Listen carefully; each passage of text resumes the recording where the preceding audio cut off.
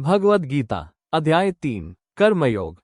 श्री कृष्ण ने अर्जुन से कहा, जो लोग मेरे इस उपदेश का निष्ठा से पालन करते हैं और बिना ईर्ष्या के रहते हैं, वे कर्मों से मुक्त होकर मुक्ति को प्राप्त होते हैं।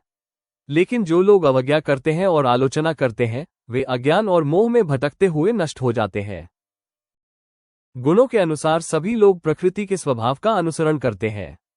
किसी को भी अपने स्वभाव के विरुद्ध रोकना व्यर्थ है।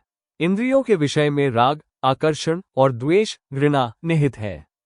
मनुष्य को उनके वश में नहीं होना चाहिए, क्योंकि वे शत्रु हैं। अपने धर्म में असफल होना भी श्रेष्ठ है, दूसरे के धर्म में सफलता भी भय लाने वाली है। स्वधर्म में मरना भी कल्याणकारी है, परधर्म भयप्रद है। अर्जुन ने कृष्ण से पूछा, हे कृष्ण, मनुष्य विवश होकर पाप क्यों करता है, जैसे कोई अदृश्य बल उसे खींच रहा हो? श्री कृष्ण ने उत्तर दिया, ये बल काम, इच्छा और क्रोध है, जो रजोगुण से उत्पन्न होता है। यह महान पापी है और शत्रु है। जैसे अग्नि धुएं से, दर्पण धूल से और गर्भ आवरण से ढका होता है, वैसे ही ज्ञान कामना से ढक जाता है।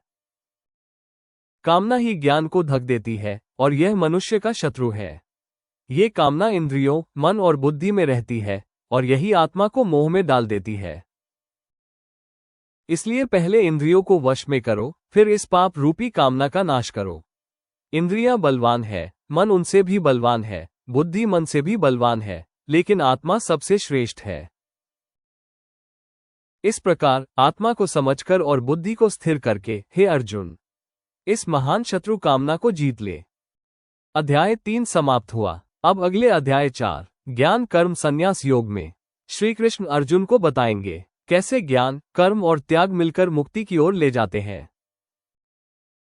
दोस्तों, अगर आप पूरी भगवद गीता सुनना और पढ़ना चाहते हैं, तो हमारे चैनल को सब्सक्राइब जरूर करें और साथ में बेल आइकन दबाना ना भूलें, ताकि आपको अगले अध्याय की नोटिफिकेशन समय पर मिल सके। वीडियो को लाइक करें और कमेंट में अपनी राय जरूर साझा करें। धन्यवाद।